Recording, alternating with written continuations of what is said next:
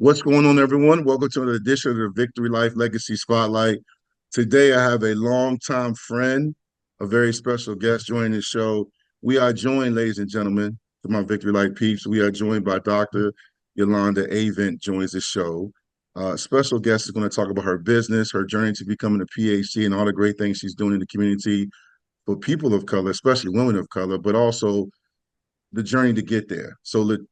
I'm going to say slip up Dr. Yolanda Avent. I'm so used to calling you Latrice. You can call me Um, that. okay. All right. How you doing, man? Welcome to the show. I'm good. I'm good. I'm happy to be here, Victor. Happy to be here.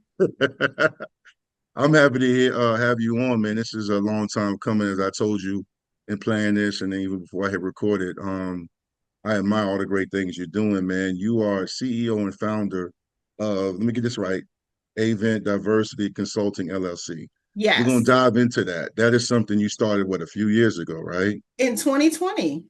Yeah. Yeah. So right around the time I started my Victory Life Legacy Spotlight series, you Okay. were starting that. Yeah, that's starting that. But we've done some projects together. We've had some great memories, but I want to go back. This is your legacy spotlight. So you are involved in so many things and done a lot of great things, speaking engagements.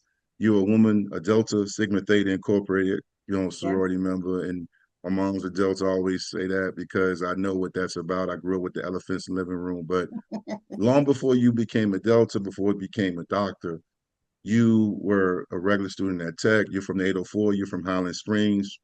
Talk about your childhood. Talk about growing up Mhm. and just what you remember, because I always want to dive into the legacy piece and get a better understanding of who you are. Even though I know you very well, we have people that know you just from these later years. Right. So how did you grow up, man? What did you see and what do you remember about your childhood? Oh gosh, that's a great question. So, growing up, I have one sister and I have two brothers. And so my sister we're about 13 years apart. So, in terms of growing up, she left to go to the army kind of at my formative years. I was around like 7 or 8 years old. But my brothers were closer in age to me. And of course, my parents, I had both my parents growing up. And I would say a lot of things I remember about growing up is sports played a big role in me growing up. So I played basketball in middle school, high school, track, middle school, high school, in high school, volleyball, and then also music. So I played the trumpet and I was in jazz band, symphonic band, and in marching band. So when I said extracurricular activities all day long, every season I was doing something. But I also was creative. So I love to like write plays and be in plays, and growing up making my mom sit in the bathroom and watch my plays, my one act plays with a flashlight, with the curtain and the shower curtain. So she could tell you all about that, but I would force her to be in the bathroom with me watching my plays. So very creative in that way. I also think about, I grew up with two brothers, right? Two big Mm-hmm. brothers. So like, if we being real, I used to, we used to play outside and doing different stuff, but my brothers didn't really want me. Right. So when I first was born, they was like straight up trying to get rid of me. So my sister would save me from their antics. But as we grew up even more, I would say they taught me to be tough, because they were like, and I'm just being real, they were like, you can go out here and fight them or you can fight us. So what's it gonna be? And I'm No like, doubt. let me go over here. And I'm like, well, why I gotta fight it all? Is you gotta be tough. You need to be tougher. So they'll probably get me for saying this, but yeah, so they probably, I said, maybe be a little bit tougher, have a little bit tougher exterior growing up. They both played football and various sports and things of that nature.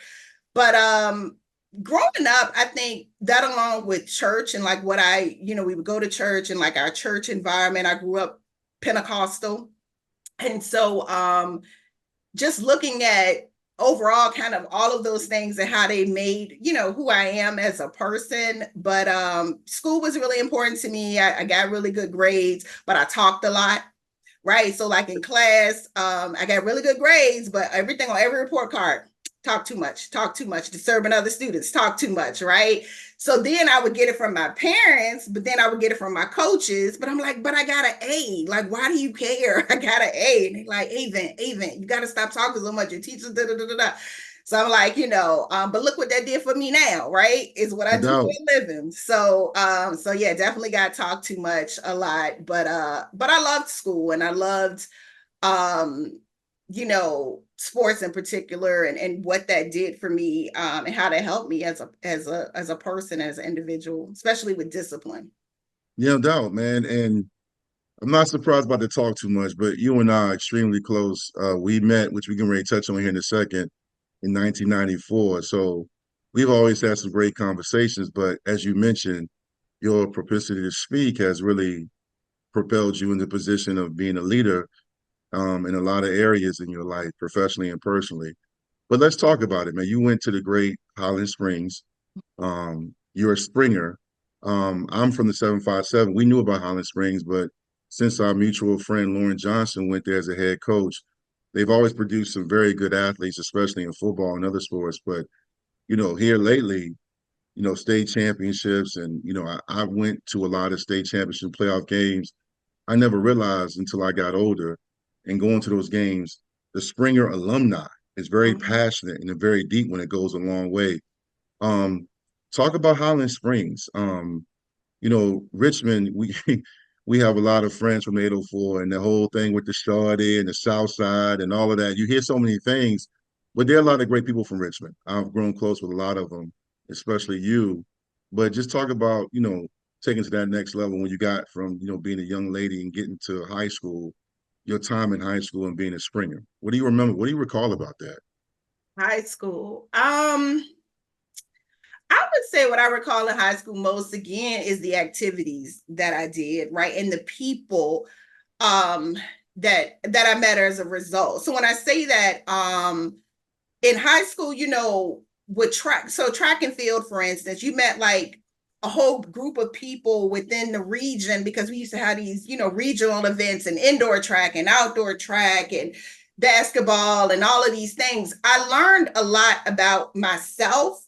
But in high school, again, being in marching band and all that kind of stuff, it was really a community. I mean, it wasn't easy, don't get me wrong. Like, we also had like our issues, but I feel like it was a little bit different then. Like, everybody was into like, the different outfits, what you wearing, the different clothes, what you got on. We had that one hallway where you had to walk down. You'd be like, oh Lord, you had to make sure you was right before you walk down, especially the first and the second year. Now, the third and the fourth year, you were that person that was on the wall. But man, that first year and second year, you had to make sure you was sharp before you walked down that hall, or your rest of your day was shot, like you was gone. Because people picking on you, they talk about what you got on.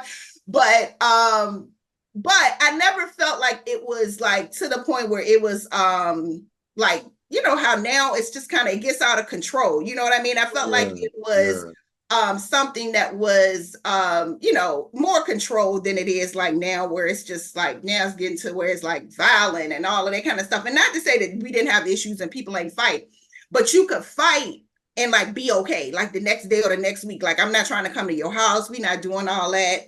Well, to a certain degree, but you know what I mean? So I think for me being a Springer, there was a lot of pride in being a Springer. So even now I'm in groups of Lady Springers for basketball. Like, we still have a group where we talk, right, for Lady Springers.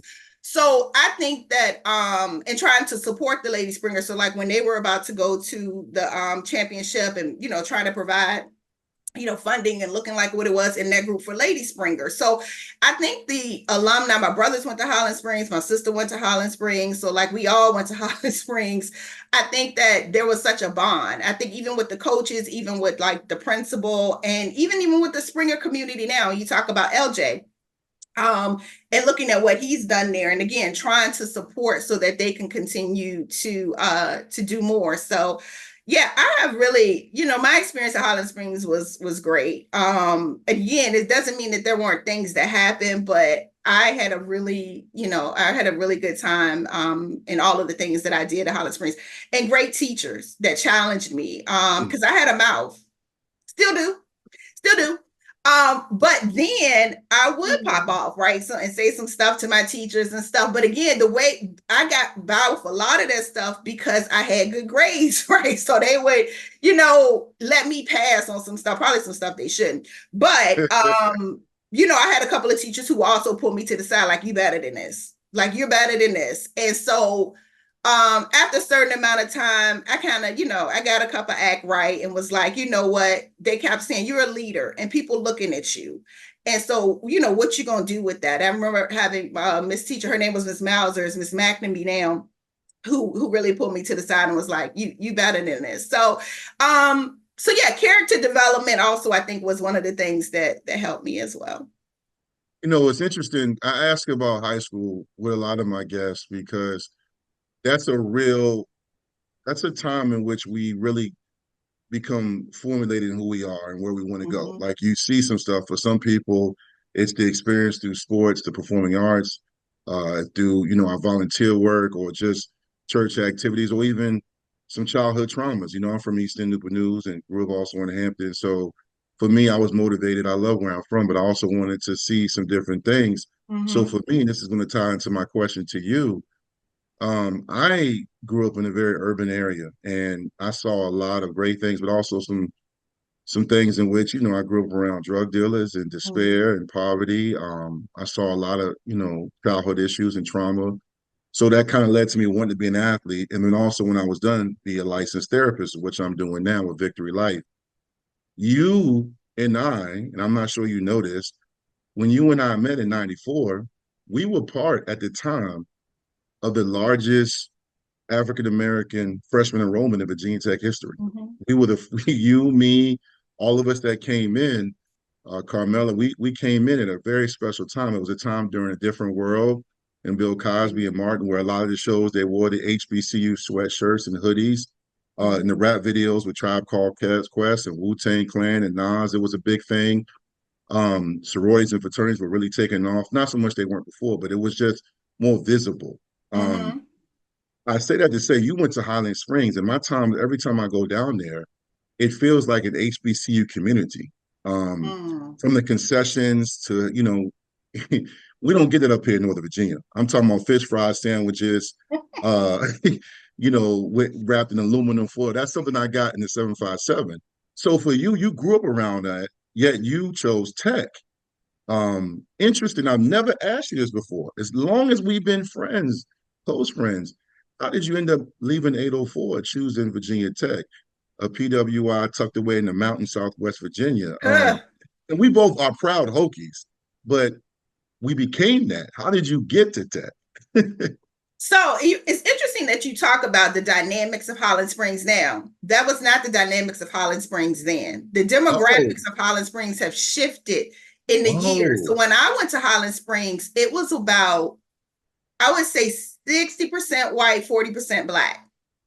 oh, Yeah, so the dynamics of Holland Springs has shifted over the years, whereas now I want to say, because my nephew goes to Holland Springs now, I want to say it may be 90 or 95% black.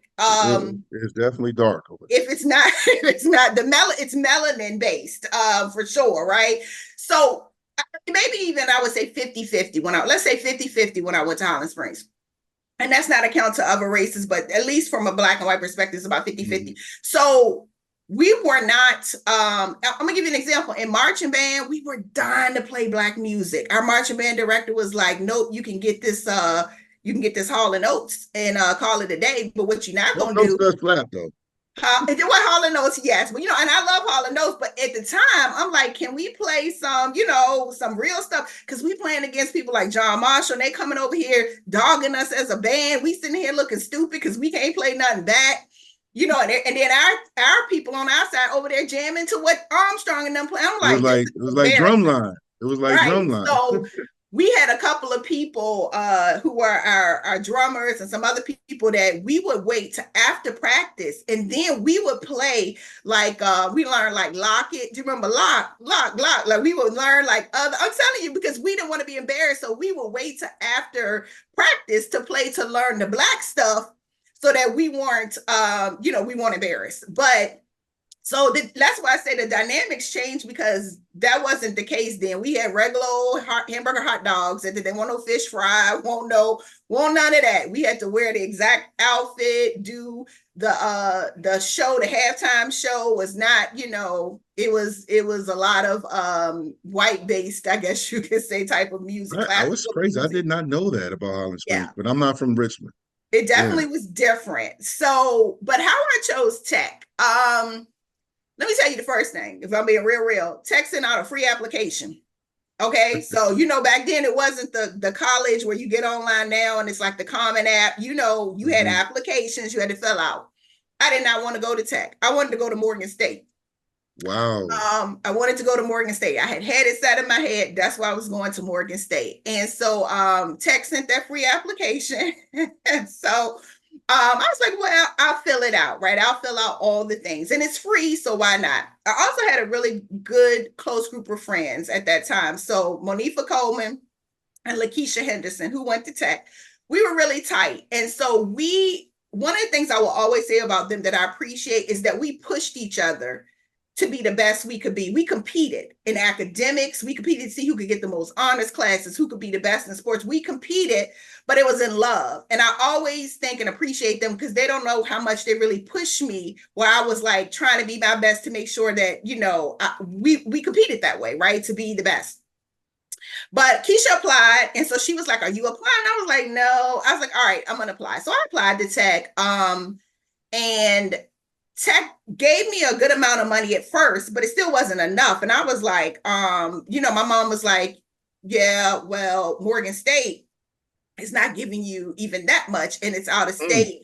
So I was like, but but here's all the great things about Morgan State, right? And so she's like, money, what is coming from? Where the money coming from? Who gonna pay for this? Because you talk about where you grew up. I didn't know we was poor until I went to school. Like, I didn't know we didn't have money until, like, literally I got in school and started seeing, like, I didn't have the same stuff everybody else had. I had no idea we didn't have money like that. I didn't. And people laugh when I say that, but I'm like, you don't know until you start comparing yourself to other people.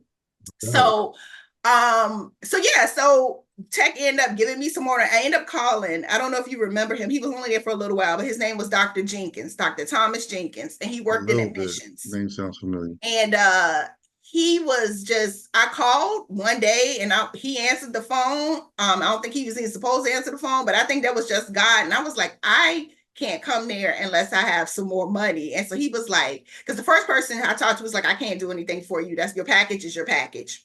He was like, let me see what I can do, Miss Avent. He's like, let me see what I can do. And so he called me back the next day and had, I think it was almost $11,000 more money for me. And so at that point, my mama was like, you going to tech. Like, this is the best package you got. Go ahead and get ready. So I was like, I just was like, all right. But I appreciate him so much. I wish I had more opportunities to give him his flowers. He passed away the next year.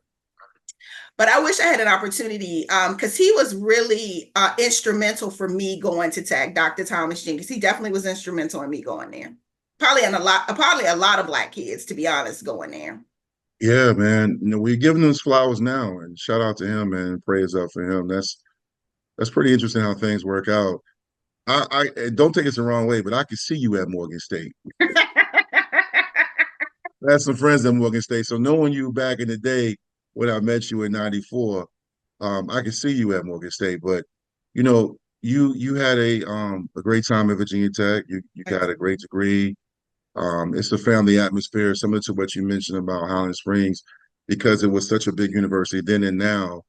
A lot of African American students, including us, we stuck together. Yeah. We went to the parties, but in that time frame, I know, and this is hard to condense it into your legacy spotlight because this really could be a whole episode in itself. But what did you learn about yourself? And this is kind of a two-part question. What did you learn about yourself as a woman, a Black woman? And what did you learn about yourself as a student when you were at Tech? Because you and I both know some people don't make it. They go back home, they transfer, they fall victim to a lot of different things. Our mutual friend, one of my best friends, Tyrone Tynes, said it best one time. He's the Victory Life videographer. and producer. He said he transferred from Elizabeth City to Virginia Tech. He said, the great thing about college, it wasn't really about my classes. It was about the relationships. Mm-hmm. The Dr. Nikki Giovanni's and the different Mm-hmm. professors, the memories on the drill field, the parties, but managing my time. But that's his perspective. I agree with that. But Mm-hmm. what did you learn about yourself, as a woman and just as a student? Because that is something I like to reflect on because I feel proud when I talk about my education. My plaque's Yeah. behind me. But that's me. What about you? So I think what I learned about myself, I mean, it's a great question. I think when I got to tech the first year, I think like most students, I learned a lot about myself. And even now I still look back and think about things I learned about myself then or opportunities and spaces I was in. But I think I came into college a little bit naive, I guess, in the sense around the work that it was going to take because high school was really easy for me in terms of academics. So I came into college kind of like, I'm gonna do the same things I did and I'm gonna do well. Yeah, but them 8 a.m. classes hit real different when you didn't had a night of fun. I was sort of sheltered a little bit, I would say, growing up. So like I didn't get to do a lot of I didn't even know what it was until I looked at movies, talking about going to parties in high school. Who did that? Because I didn't. What party? Like every once in a while I would get to go to, we used to have this club here in Richmond. It was a teenage for teenagers, and I can't think of what it's called, but we used to be able to go to that, but that was like, that was a little bit different. And yeah, I did sneak out to clubs like Ivory's and like Tropicana, but that's because I was with my cousin and my mama didn't know. She'll know now that she sees this. But that was me sneaking out. Now what I say to say is that in college you got all this freedom, right? So I came into there my first year, my roommate ain't like me, so she moved out. I had a room to myself Oh for like yeah, half I the forgot year. about that. So like my room was the spot, right? I didn't even know what to do with that much freedom. I met Carmela. She was my next door neighbor. We hooked up, and it was just like, a dream from that point, because that was like my best friend. I was like, we just were so tied together. She loved music, I love music. So it was like finding ourselves, because at that time it was Arnold's, it was all of the parties, we was going out. I started tech and ended my first year with like a 1.2 GPA. One, What? yeah, my first year at tech was like a 1.2 GPA. Yeah, because I was in them streets. And so I wanted them books. I won't make it into none of my classes. Like they tried to have the academic intervention, but the good thing is we had that what was it, the drop, somewhere you could drop your class. I Oh, can't. freshman rule. You can freshman rule Yeah, two you could drop. classes. So like, whoo, Yeah. talking about that saving a sister. I got to drop a lot of classes. But I'll never forget who was supposed to be my mentor at the time. What was her name? Oh God, was it McNamee? She called me into her office, white woman in biology, and she was like, I want you to come to my house. I want to invite some students to my house. I want you to come to my house. Really? Um, yeah, she invited me to her house. Beautiful house out in Blacksburg. And I was like really nervous. Like, why is my mom coming to her house? She cooked, but she was talking to me about what it meant to be a student and what it meant for me, for my family. She was asking me about my family. And that not to squander the opportunity is pretty much what it meant. But she did it in such a way that was just like, it wasn't like punish me, it wasn't like talking at me, but it was kind of like, you don't want to squander this opportunity, honey. I'm telling you, everybody don't get this. She was like, this how many people get to go to college, and as Black people, she's this white woman telling me this, and I still appreciate her to this day. But yeah, so, and then I also had a class with, so I was a history major. So I had a class with Dr. Hayward Farrar, and I never forget this, right? So it was Yeah. 8 a.m. class. And I was one of maybe, no, it was two Black students in the class, maybe like 400 students in McBride. So I go into class. I didn't think he knew who I was. Okay. I did not think so. I would come into class late because like I would get there, be like, 8:30. I'm like, I'm like doing my best to get across the drill field. So one day I come into class and he goes, no, Miss Avent, I have a seat for you right here. You can come up to the front. I was like, who he talking to? It's 400 people in this class. He has Mm. a seat for me in the front row. And do you know he made me sit in the front row the entire rest of the semester? So guess what? Who got to class on time? Of course I'm gonna get to class on time now because you like called me out. But again, supportive. He talked to me after. He's like, you better than this. Like, you have to represent. He's like, you one or two Black students in this class. What this look like that you coming to school, coming late and da da da. So for me, it helped me build my character of who I was, right? Because now I got constantly people telling me, this not you. You better than this, and you need to represent better than this as well, and not to squander an opportunity that's been given to you. So I came back my second year, of course, and I did a lot better. But I think for me, even as a Black student, like you talk about that solidarity, right? Like we would speak to each other, like, and even if we joked each other or cracked on each other, it still was done in love, like for the most part. You know what I'm saying? Like we even being Esquires. I don't know if you remember the carpet, right? Like having people. If you walk across the carpet and you speak of something, like we went in, but I would say in terms of learning about myself as a person, it really took me digging deep to say, what am I really doing here? Like, what's my purpose here? And I started to think about my legacy, if you will, and thinking about what am I doing here, and am I wasting an opportunity? My dad didn't finish sixth grade. My dad didn't finish sixth grade, and he could not read fundamentally. His literacy level was probably that of like a second grader, right? But he was able to get a job and take care of us, right, for the rest of his life. He passed away last year, but he was able to do that. And I think about my mom, even though she graduated high school, she never had the opportunity to go to college and do some of the things that she wanted to do. And then my dad thinking, what am I really doing here getting a 1.2 when I know I'm better than this? I used to sit and help my dad read. I used to have worksheets and books. And after he got off work, I would put him in school. And he would always laugh at me and be like, oh, Lord, I got to go to school. And I'm like, yes, you do. Right. But I started to think about that. So I think for me at Tech, I also had some really influential teachers, Beverly Bunch Lyons, Nika Giovanni, where I had never really seen Black teachers in a way that showed up for me that way. And so, and then I had friends, like, right, y'all were all high excelling people that we around. You're not going to just do something and think that, and I didn't want to go back home. That was a motivator too. I did not want to go back home. I was like, oh, I want to go back home. So, I think for me, surrounding myself with, I think, people who were good people. And again, a lot of people I'm still friends with to this day.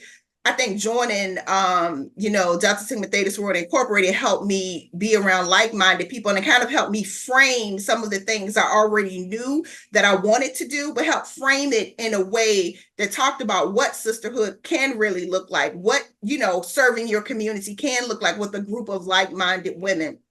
So did that help you? I know you pledged later in your college career, yet did that help bridge the gap with you becoming, and how can I phrase this, becoming more confident in your Blackness as a Black woman? And what I mean by that is, for me, going to Tech was a little bit of a culture shock, coming from the 757 Hampton and Newport News, and then going to Tech, even though I love my time there and I visited there, it's different from a visit, a weekend versus being there. Is that when that happened for you? Knowing that, for me, it was the Million Man March in '95.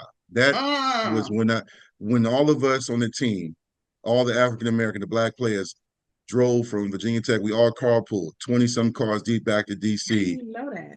Yeah, and the Million Man March, '95, all of us. It's a big story I'm working on doing right now because Frank Beamer was behind it. He wanted us to go. Jim Barron, Cornell Brown.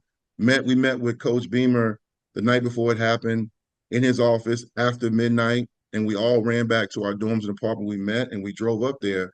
And for me, that's when I realized being at Tech was bigger than football, being the biggest student athlete. It was bigger than both of those things. But that's mine. So for you, was it Delta Sigma Theta solidifying that for you, or is it every year there was a progression towards that?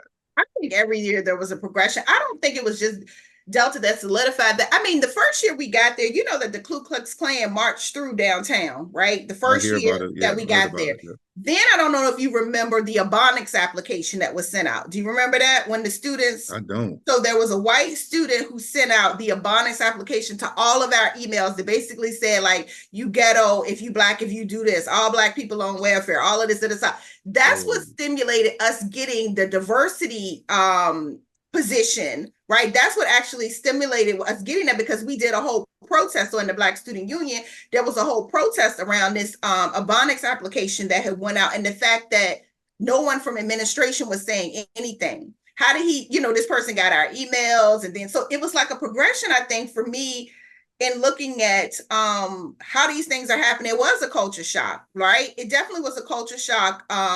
In the residence halls, it was I would have people then in my hallway, because we had the bathroom where you had to the common bathroom, touching my hair, asking me, but running their hands through my hair. I'm like, what did you do? Like, why are you? I just wanted to feel it. I just wanted to touch it. And I'm like, oh God, like what was happening? So I think for me, it was a progression of things, but definitely being in student activism, like being in student groups, helped me a lot. So while Delta was sort of a culmination, I was involved with other student groups that helped me sort of understand some of the things that were going on. And particularly, like I said, when we came together as students, with that Ebonics application, and you talk about the Million Man March, it was some pivotal things that happened. And like you, Wild Tech, I look back as a fond experience. It doesn't mean it was an experience that didn't have its issues. Absolutely. It's a PWI. So like you said, we were the largest class. I don't know that Tech was ready for us. I don't know that Blacksburg was ready for us, right? We didn't have the same things that are there now. You go to Christiansburg, it's totally different. So even just thinking about how you navigated campus, how you navigated, school was very, very different, I think, for us. But I think that's why we relied on each other a lot and helped each other. But yeah, I think it was different. But for me, I think it was a progression. I think there were different things. Nikki Giovanni, when I took her class, man, that was eye-opening for me. We out during the Harlem Renaissance rent party. We got the pig roasting on the drill field. Like, who do that? Amazing. Like, who roasting a whole pig on the drill field? Yo, that was amazing. I had that class. I had it in there with John Engelberger and 5 of my white teammates, and everybody stood up before every class and sung "Lift Every Voice and Sing." And you should saw John Engelberger now.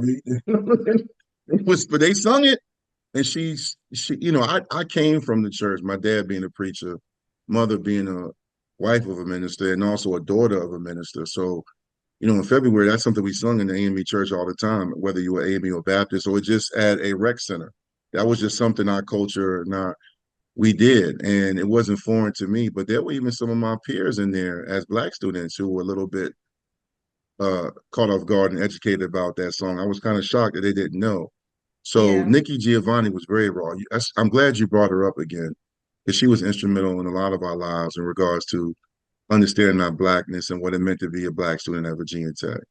Yeah, absolutely. Like, do you know what it meant to have a professor with a tattoo of Tupac? I'm like, yeah. Oh my God, and knew him. And knew him. Right, and knew him. I'm like, she, for who she was, and I'm gonna show you something. I think I have it in here. If I have it in my office, that I have is one of her first records that she made. But to have her give me feedback even on my poetry, like it was amazing. I just can't even put into words what it was to experience those things, with her. So yeah, definitely she was a wonderful memory I have from Tech, and just the experiences she provided us, as students, being at the rent party with other students and having to plan it and help with that. So, among other professors, but those are different pivotal moments to me that really kind of made me more aware of my Blackness, if you would, made me more aware of what my womanhood even looked like in these different situations. Because again, as a woman and being a Black woman, but as a woman, thinking about dating, thinking about relationships, thinking about, what all of these things meant, you're growing into learn who you are, what you accept, what you don't accept. how people show up for you and how you are showing up, right? So I was very aware, and this is what I talk about. I was very aware to a certain extent of how people saw me.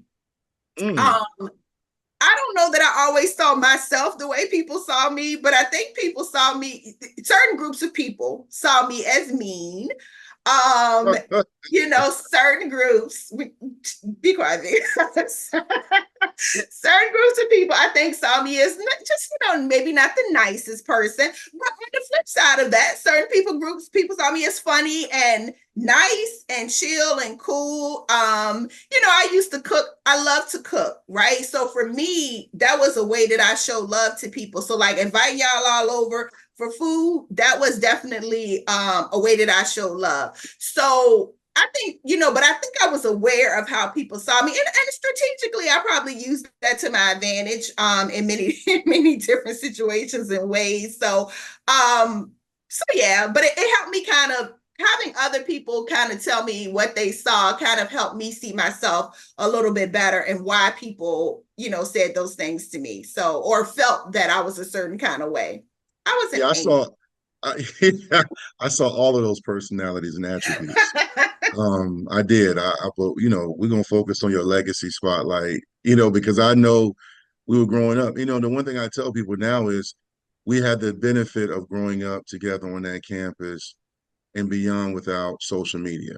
So Mm, our life lessons and mistakes, or the nights where it got really crazy, it was just us. And it was yes, more so we were allowed to share the story in our own words. It was hearsay or it was talked about versus posted, which absolutely. these kids now don't have that same advantage. It's sometimes it's a disadvantage in many situations. You Yeah. graduated, and I have your bio in front of me, and it's crazy because you think you know someone, but then when you see it on paper, you have a remarkable bio and you have a remarkable career. Just let me touch on some of this stuff. You graduated tech, you know, with a bachelor's degree, and then you went and got a master's degree in criminal justice from Armstrong Atlantic State University in Savannah, Georgia. Now Georgia Southern, and then you got your Ph.D. in curriculum and instruction with a focus on educational psychology from Virginia Tech. Mhm. Um, it's pretty remarkable from a young lady from Richmond. You're talking about a lot of degrees and a lot of education. I'm gonna ask you something very simple, and it's gonna sound stupid, but I'm gonna ask you, all of that I just said, was that hard to get? Because it sounds impressive, but I know there was some long nights and early mornings. Because all I saw was the post. Now you and I would talk in text, and if we, I would see you, at different events. Your daughter's birthday is the same as mine, so you couldn't come to my Virgo bashes, but I know you were grinding. But simple question, was that easy? Seriously, was getting all of that easy? Because I have two masters, and there were nights I thought I was going to pass out. I'm pulling all-nighters with two little ones, Yeah. but that's my story. What about you? Was that easy? No, I think No, I think yeah, the bachelor's degree, once I finished that, I changed my major 3 times before I settled in history, right? History, and my parents was like, what we doing here? Like, what you finna do with history? And I was like, I had been biology, I had been chemistry, I had been human nutrition and food and exercise science, and then I settled in history. I loved history. And so the only reason I majored in all those other things is because I thought that's what my parents wanted me to do. So I thought I needed to have a hard science to be a real student. And so finally I just was like, just do what you love. I know you're good at history. I loved history in high school. And I started to look at like what the majors could be and those types of things. So that's why I got the bachelor's in history. I went on to criminal justice because I knew I wanted to make a difference in the life of young people. So I was like, well, what could I do? And then from an at-risk standpoint of you, what could I do to make a difference in that? And so I didn't know anyone in Savannah, Georgia. I was looking at schools again, knew I wanted to get away.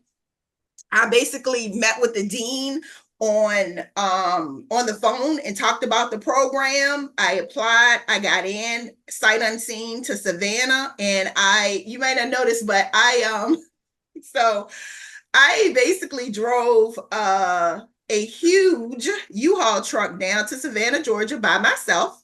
It's crazy. So what happened is I somehow misaligned the dates of when I needed to be there and when I told my parents I needed to be there. So my dad couldn't get off work. My brother was gone. Like it was just but I had to be there. So I was like, okay, if y'all help me get the truck, I'll drive it. And my mama to this day be like, I don't know what I was thinking. Like, what is, and I'm like, child, God protect baby and fools, because I'm driving back roads of Georgia in the middle of the night with this big, like 16-foot truck trying to get myself down there. But I did it. I look back at stuff I did before. I'm like, wow, what was I thinking? But got down there, had some sorors come help me unpack and so forth. But the masters was hard, but back then in the masters, like, you know, when you were taking the comps, they set you in a room with all these other people, you know, the blue books, you couldn't have no notes, no nothing. So like my anxiety was like,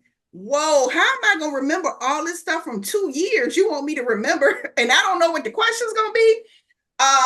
So you know, study groups and stuff helped. But it was hard, but I enjoyed the challenge. I think that's about me. Like, well, learning, I enjoy the challenge. Like, I've been sitting here like, should I go get a law degree? I don't know. Again, I don't know. Not for right now. Not. But that's how my mind works. It's like once something is done, I'm like, let's on to the next. Now, that could be a good and a bad thing, because sometimes when you're like that, you don't stop to celebrate your wins.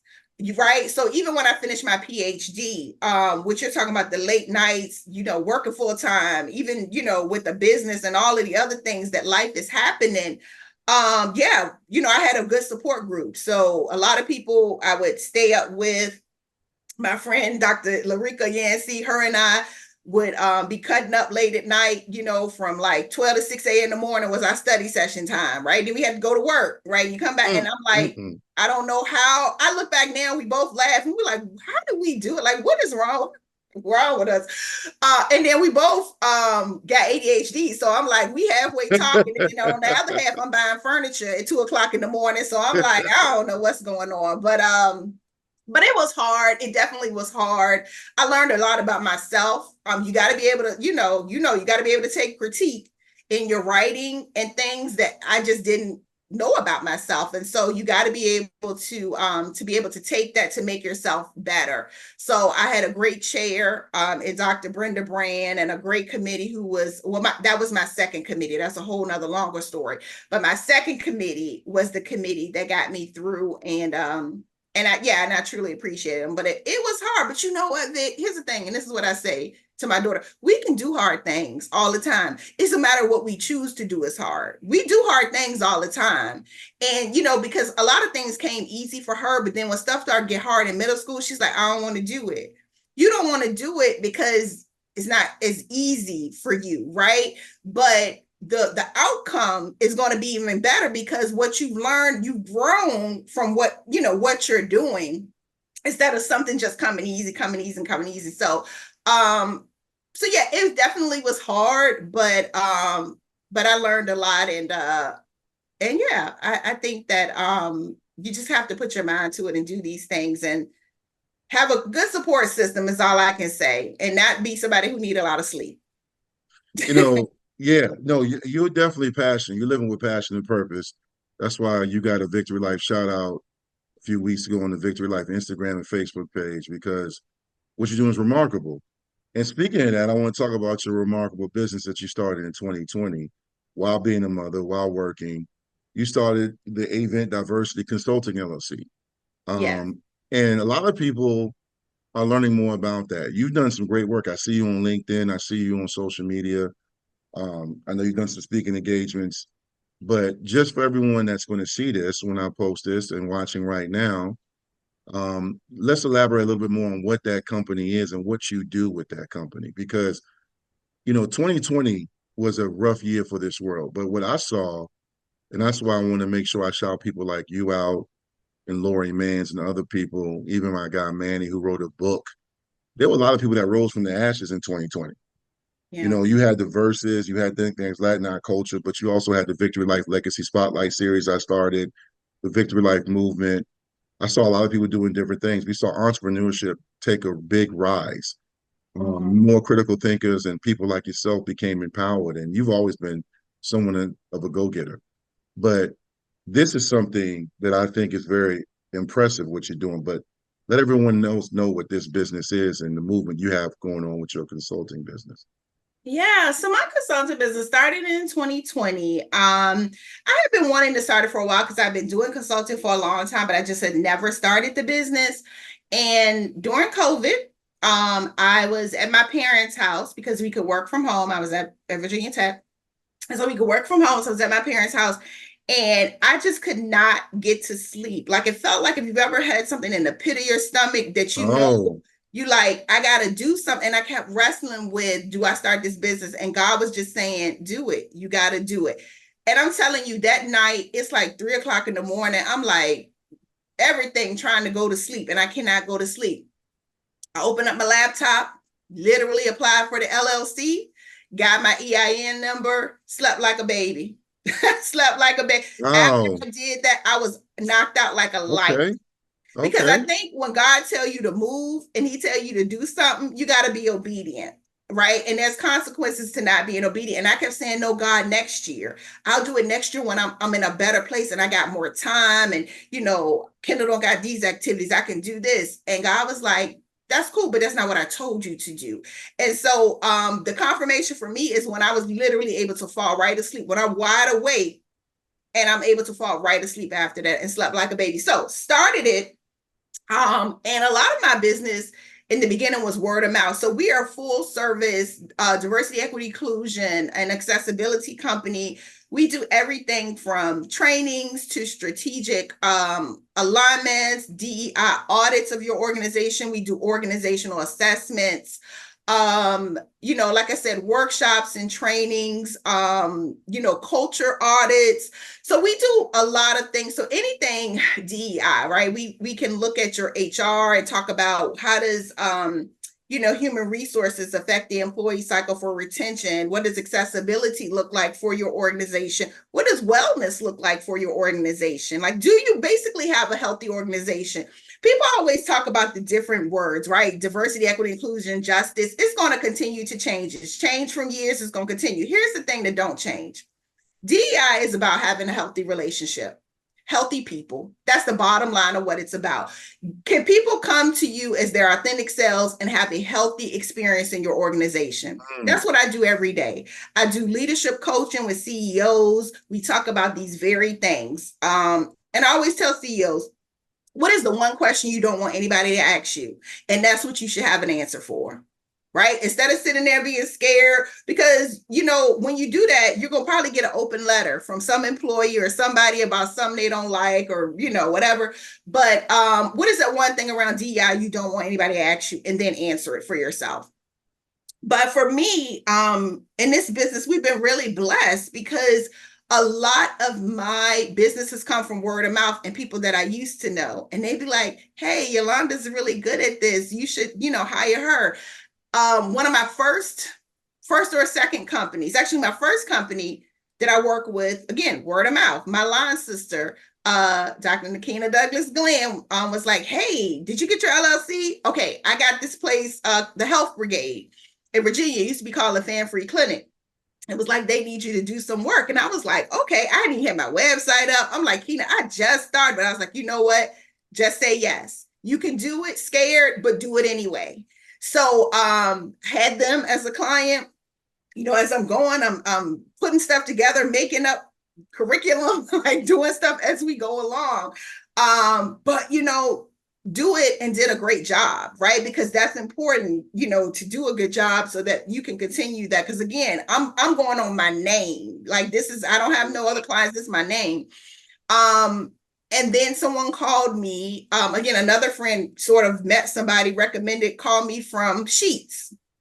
So if you don't know Sheetz, which is the, the convenience store, I Yeah. lived in Altoona for 5 years when I was working at Penn State. And so what I found out is that they were going to start this DEI stuff and this project.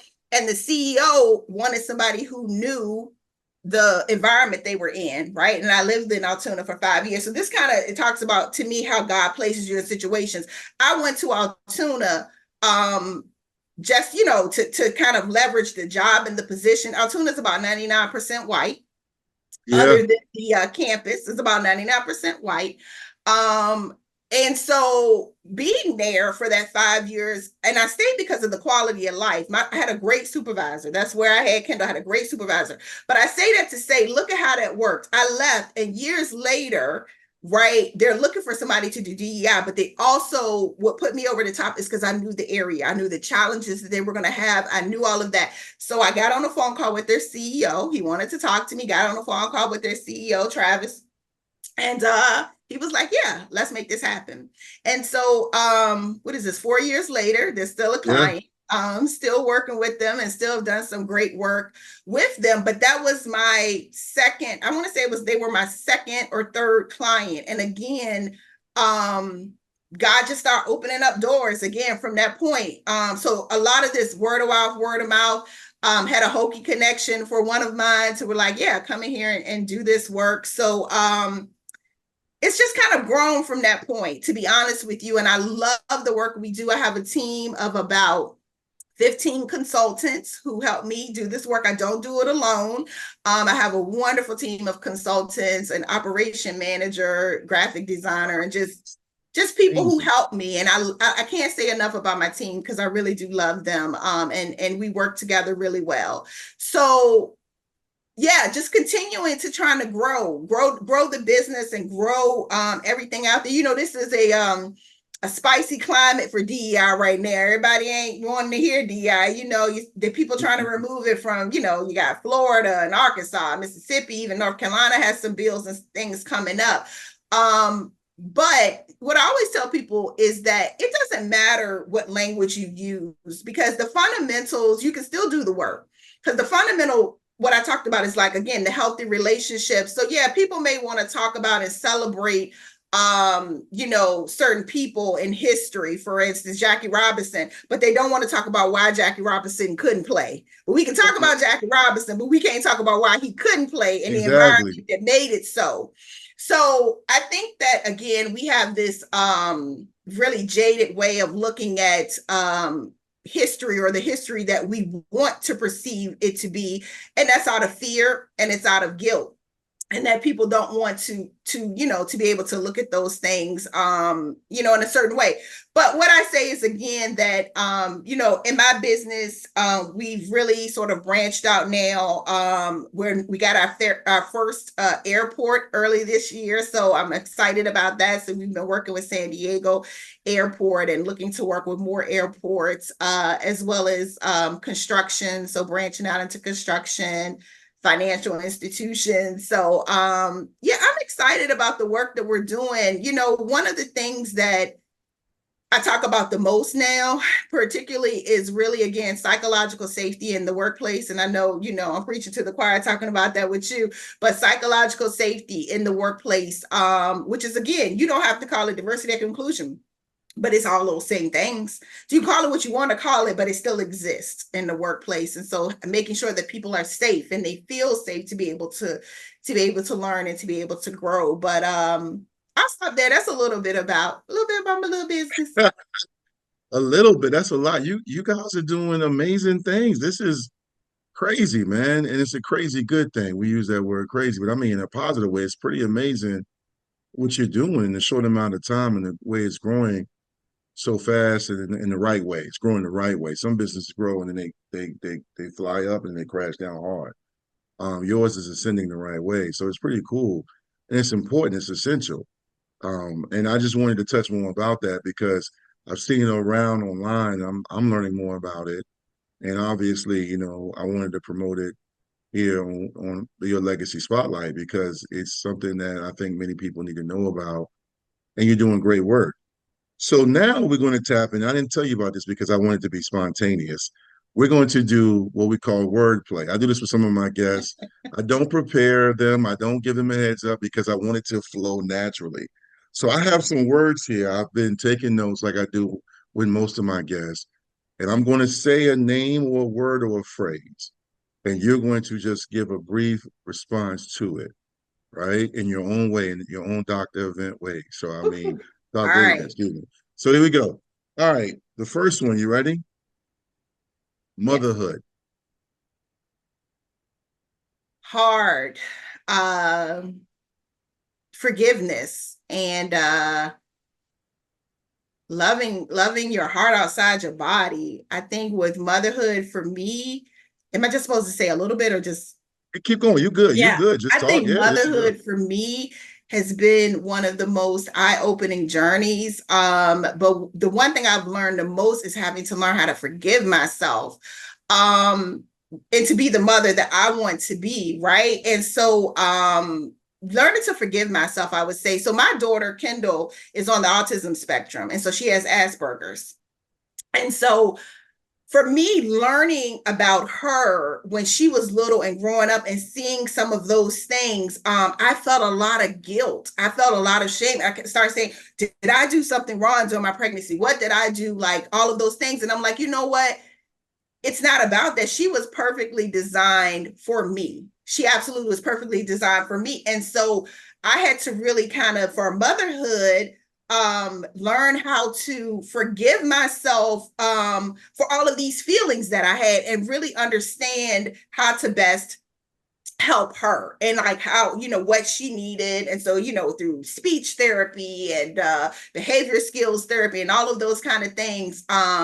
And so academically, I mean, Kendall's a wonderful student, but then there's like some social things, and she got a real sarcastic mama.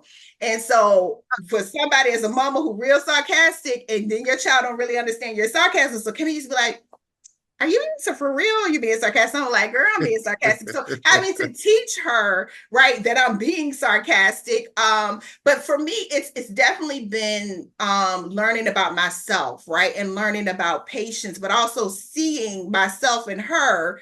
Because she a little slick with her tongue too. So seeing myself and her as a mother, and sometimes I just gotta laugh to myself, right? I don't do it in front of her sometimes. I gotta go and be like, I deserve all that. Like I deserve all that. But No, yeah, that's what yeah. I would say. And just, your heart outside your body, because you want to protect your kids so much, but you also got to let them experience life so that when you're not here, the first thing that comes to them, the first obstacle don't knock them down, right? They got to be more resilient than that. And so that's from the challenging part for me as a mother, is I want to protect her, but part of protecting her is I got to let her experience failure on her own. No doubt, man. And sarcasm, I know you, so I know your level of sarcasm. I call it the Gemini way. Because you're a Gemini. Latrice, I mean, Shanice is a Shanice Gemini. gonna get you. Yeah, she see this. She gonna see this, the Gemini way, but I've grown to love it as well. So shout out to your daughter, because I know motherhood's tough. Um, Quick story, and I think you could appreciate it. 2020, as we mentioned earlier in this episode, was hard on us. People lost loved ones. Financially, our world hasn't been the same, and mental health hasn't been the same. We're still recovering. I learned a lot about myself in motherhood in regards to being a husband, because Shanice sat me down one night. She was working late, and she was talking about how, she was home more with the kids because they were doing school from home, Mm-hmm. and the work-life balance. And I knew about that group you had with her, Yeah. Keisha Brackett and Lori and some other, I don't know if Sabrina was a part of that, but it was Mm-hmm. a lot of y'all in that. And I began to pay attention, and I began to be more empathetic. And, you think, I got all these plaques and all these experiences. I spend my life helping and problem solving, but I had to eat some humble pie and learn how to be a better man, a better listener, a better husband, because I wasn't. And Mm-hmm. I learned more about motherhood, because fatherhood and motherhood are both parenting, but it's different levels to it in regards to our roles. So I asked that question just to get your perspective, because I found when I say what you're doing is remarkable, it's remarkable because the work-life balance, and you already know I brought this to your attention a few years ago, and I'm still going to do an episode on decision-making fatigue and what you ladies Mm. deal with Oh my gosh. as balancing work and life, Yes. relationships if you're dating or you're married, and being in a business owner in a corporate America. It is not a game. So it's still on my radar. I just want to do it. I'm very, uh, I have a perfect approach sometimes to some of my episodes I want to do, but that was good. So here's another word for you: faith. Stepping out on faith. what does faith mean to you? Faith. Because people say I'm faithful, and all of a sudden they got four-leaf clovers and rabbit foots and stews, and I'm like, how faithful are you, bruh? Uh, you Faith. What does know, that mean when you hear that word? oh man, that's a good one. Faith to me is really it's a deep spiritual anchor. For me, it's the deep spiritual anchor that you have to move even in the realm of unseen. Like you can't simply rely on your eyes. Your eyes will fail you. Faith to me is knowing that your navigation system is rooted in God. For me, rooted in God, and God is the navigator. So whether I can see it or I can't see it, I have to believe that it's going to happen, and I have to do things to manifest it happen. It doesn't just mean I sit there and be like, okay, God, thank you, right? So faith without works is dead. So you have to manifest it in your works alongside having the belief and the faith that it's going to happen. So to me, that's what faith is. Faith is just deeply rooted as an anchor for the things that I do. Creating a business was stepping out on faith. I didn't know I was going to get a client. I didn't know what was going to happen, but I stepped out, and God was like, when you do it, I'm going to show you. So I think faith also means being obedient. I think you have to be obedient when you think about faith and what that is. But that's what it is, to me. And just to kind of touch on what you just said too, that group that I started on Facebook was a lifesaver for me during COVID. I'm gonna tell you like that group I started that because it was around really Black women and fatigue in the workplace. I just kept seeing so many stories and just so many things about Black women just needing space to breathe. And I was like, who else need this? And everybody, me. And Shanice was on the page, and those conversations that we would have just breathe life, that affirmation that I'm not the only person going through this. And like you said, during COVID, homeschooling, you the teacher, you the principal, you the cafeteria lady, you doing your job, you the nurse, you like everything, with these kids at home, and then you work it, and then it's all the other stuff. So I'm telling you, we would, me and some of my girlfriends would joke to say we had wine in the teacher's lounge. Like on some days on Friday, we had the teacher's lounge wine day because we like these kids. But yeah, so but that group that Shanice, Lori, and a lot of other people were in was really a lifesaver to me. And I hope it was helpful to them. But I think that for me, just having us all share our experience let me know that I wasn't alone. No, absolutely. I remember seeing y'all, and I thought it was pretty dope, man. I kind of took I would overhear a few things. That's okay. I'm gonna use that in my practice. And when I was doing therapy. Here's another word for you: leadership. Leadership. I think with leadership, for me, you have to be self-aware. So when I think about leadership, the first thing that comes to mind to me is self-awareness. I think a lot of times people don't know themselves, and they don't know their leadership styles. They don't know where it comes from. And a lot of times people lead out of trauma. So, and instead of leading out of what they lead from a place of trauma, meaning I know all of these things happened to me. I had a terrible supervisor treat me this way. I had people who were supposed to follow me and they treated me this way, or I had this experience. And so instead of leading based on their strengths and their skills, they lead based on fear of what they don't want to happen based on their experience. So they're leading out of a place of trauma. And so I would say that leadership for me is really self-awareness. Know yourself, know where your biases lie, know what kind of strengths you have, focus on what's right with people, not what's wrong with people. And you have to care. You have to care about people. If you're just kind of trying to move the bottom line and people know you don't care about them, then you are not going to be successful, right? I mean, you can think about, and I tell people, think about any job you've had before, who was your favorite supervisor, even thinking about who was your favorite teacher in school. So if you had a favorite teacher, that teacher probably made it comfortable and safe for you to learn, ask questions. You didn't feel like you was going to be embarrassed, and they probably challenged you. this is not rocket science. This is the same thing we need in leadership in organizations. I need to feel safe. I don't want you to embarrass me. I want to feel like I can grow. So you need to think no further than, who was your favorite teacher? You can think about what that learner safety feels like. And that's the same thing for leadership, right? You got to create spaces where people feel safe to be able to grow and want to follow you versus them having to follow you. You have to be able to influence people and not just direct them. Well said.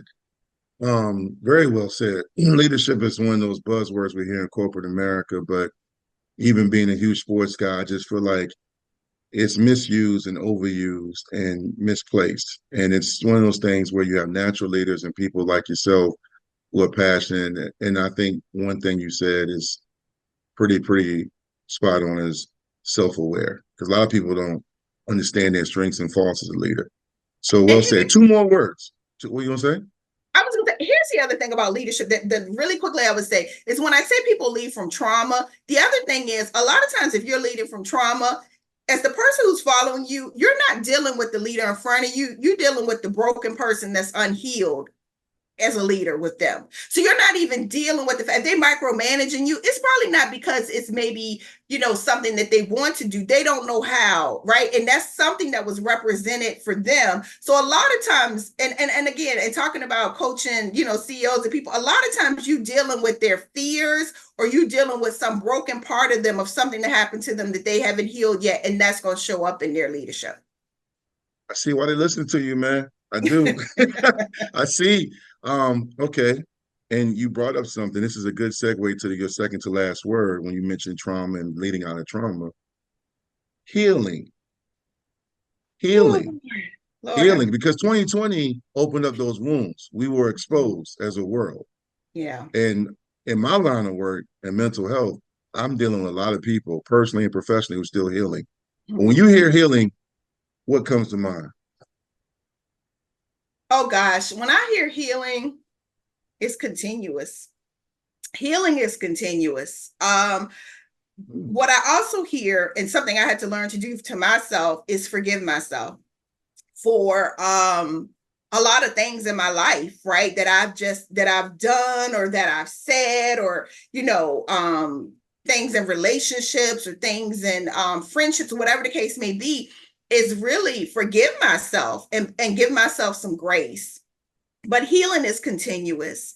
It really is. It's a journey. And it doesn't mean it's linear, right? You can come back, and then you can go forward, and then you can come back. I think some people think that healing is just, I don't talk about it anymore. I'm over it. I've gotten over it. That's probably a sign that you're not healed. If you can't talk about something and it triggers you to a point where you can't talk about it, that's not healing. Right. And I'm not saying that you have to focus on something, but what I am saying is, if you can't talk about something without it being a complete breakdown for you, that's probably not necessarily healing. So for me, healing is therapy. For me, healing is ongoing assessments of where I am, boundaries. Oh God, that's a big one. Healing is boundaries, Shy. Yes, Healing it is is. boundaries, putting up boundaries, because no is a complete sentence. No is a complete sentence. That's a bar. That's a bar right there. And so, knowing when to say no. I think that as a person, I'm a giver. I'm a giver, but you also have to know when you have to shut down and kind of just take care of yourself. But yeah, I think healing is something that, looking for help, seeking help. I mean, therapy is great. I love it. It's been great for me, but I think it's an ongoing thing, because the more you grow, and there's always going to be areas, that we can grow in. So yeah, that's what I would say for healing. It's a journey. It's a journey. Oh, yeah, that is spot on. It's crazy how your business and my business, my practice, are correlated. They're connected with some of the things you're doing and saying. Interesting. All right, last wordplay game, last phrase, and this one I saved the best for last. The Black woman. Oh God, magnificent! Magnificent. The Black woman is magnificent. I think that we are. Oh, Black women to me just embody the essence of the world. We do. I think that when you look at, even from a history perspective, and I won't go too deep into this, but when you look at what has upheld this world, it's tied it together, the amount of success, and this is not against anybody else, but Black women have been not just the anchors, but the pillars to hold our communities together. And so even though, we have this sort of superwoman kind of narrative, I don't want Black women to have that. I want Black women to have a self-care narrative, right? Because the superwoman narrative is what is out here making us, and I'm about to tell you something that I don't even know if I told you. So let's get into that. But Black women, we get into these superwoman narratives, and then we think we have to do it all, is what you talked about with that leadership fatigue. We got to make all the decisions. We got to do that. I just want to lay into my womanly. I just want to lay into the soft side of me. Like, just let me be soft, right? But sometimes we can't afford to be soft, right? And so then we get stressed out. January of last year, I can't remember if I told you this, and I feel bad, but I'm going to say it because I think it's true. I had a stroke. I had a stroke. January of last year, I had a stroke. I had to do 6 months of Oh my gosh, we heard it. I did not know that. And 6 months of physical therapy for my leg. I was severely depressed and anxiety, and I didn't tell a lot of people because I speak for a living. I could hardly get 2 words out, right, without stuttering. So I speak for a living. So I went through 6 months of intensive speech therapy. I could hardly get any words. I was embarrassed. I would not talk to people on the phone. I would not go out the house. I wouldn't do a lot of things, right? Because I felt like, how in the world does this happen to me, right? How does this happen to me? This happened to other people. This don't happen to me.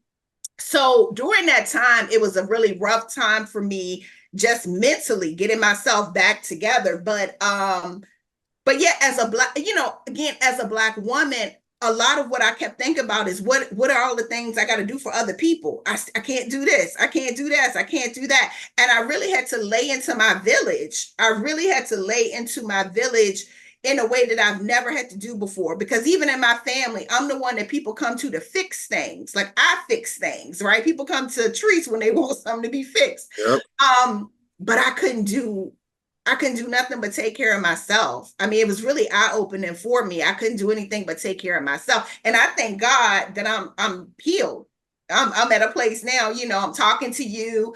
I'm in a much better place. But I just think that Black women are just beautiful. I just think inside and out, we are beautiful. I think that Black women, like Malcolm X said, are probably the most disrespected group of people in the world, unfortunately, because I think there's a fear. I think there's a love and a fear type of relationship that many people have with Black women. But I think that being a Black woman can be fatiguing, but it can also be, very beautiful. I think it just depends on, where you are and how the world shows up for you. I think the world tends to show up for us in very aggressive ways.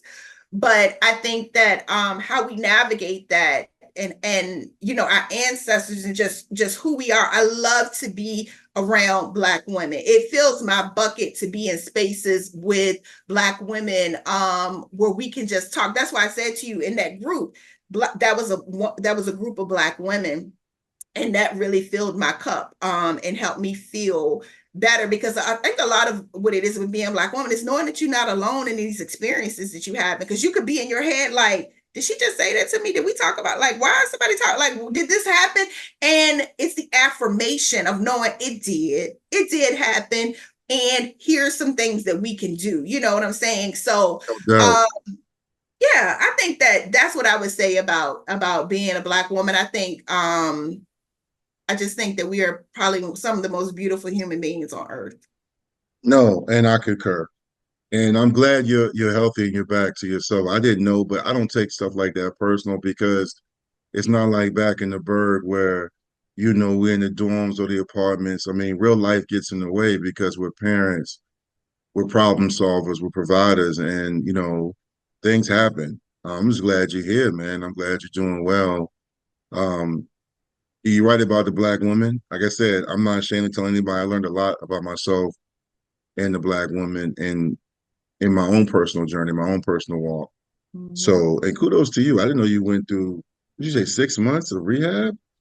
Yeah, 6 months. Yeah, 6 months. Luckily for me, I was able to get to the hospital within the 4 hours Yeah, of yeah, me that's right. having it. Yeah. You drove yourself? I did not. No, Oh, I'm about to I did say, not. man. Actually, that same day I had to put my dog down on 14 years, and literally right after that was when I had the stroke. And I thought, I'm hard-headed, right? Because again, here's sometimes with Black women, we don't always take care of ourselves, right? So I was hard-headed, and I thought I was having an allergic reaction. I was in the car with my sister. And so I was like, hey, can you stop me at Walgreens to get some Benadryl? Like my arms going numb, like, my speech is slurring. And I'm like, Benadryl, right? Like Oh, knowing that no. if this was anybody else, I would be like, you need to go to the hospital. So I really didn't tell her everything that was going on with me. But by the time we got to my parents' house, at that point, I couldn't hardly see out of one eye. My vision was slurred, everything. And so at that point, of course, she called the ambulance. She had called my husband at the time. And then like I got there in time to get the TPA medicine, but yeah, it was scary. I mean, it definitely was scary, and it's definitely helped me prioritize myself, a lot better. No doubt, man. And you definitely did. We at the last part of our show, but I will say I've seen you definitely making yourself a priority. You and one of your best friends, Lisa Leftwich, went on a trip, and the FaceTime calls and text messages, I said, oh, they living it up. Because some stuff didn't make sense. I probably thought you were having a stroke back then because some of the sentences in the ground, like, okay, they're definitely having a great time because this right here don't even make sense.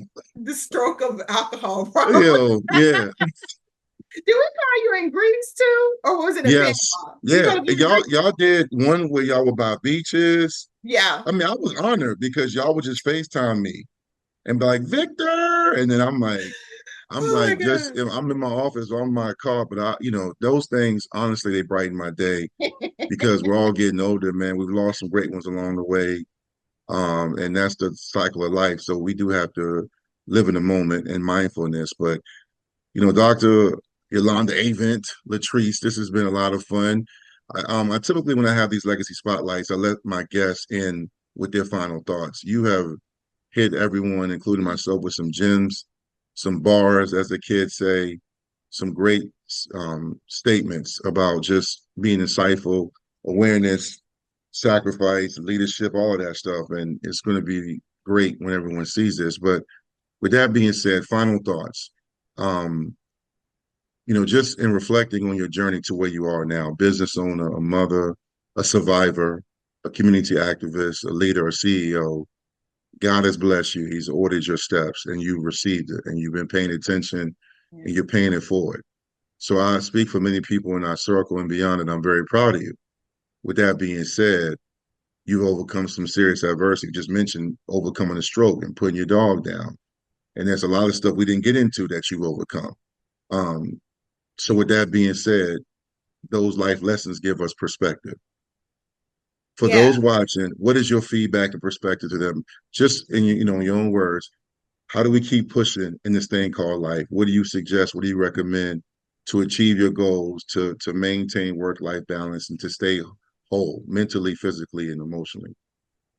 Yeah, that's a great question, Vic. I think that in terms of achieving your goals, part of it is again just that self-awareness. What makes you happy? Like at the end of the day, what makes you happy in your work, in your job? Like, if you want to start your own business, don't wait to do those things. I think, time is not promised to anybody. My dad passed away last January.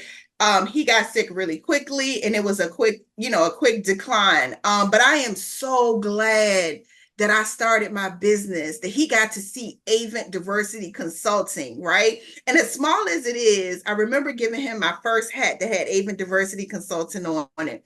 And he wore that hat to just about every doctor's appointment, every place he had to go, right? If I had never listened to that in 2020, I would not even have to had that experience that he got to see. Somebody not even having a sixth grade education to see his daughter, right? And my other siblings successful in their own rights, but to see that as a business, And he helped me get there. Do it scared anyway. A lot of times, and I'm gonna tell you, a lot of times women and people of color want to mark off every single thing to make sure they got everything for the job or everything for the business. Do it anyway. Stop waiting until you got all of the things in place. Do it anyway, because if you want to achieve, it's never gonna be a right time, right, to do something. Life gonna keep lifing, right? But you're gonna have to go ahead and do that anyway. And so to me, my anchor is my faith, right? My faith in God, my village, my family.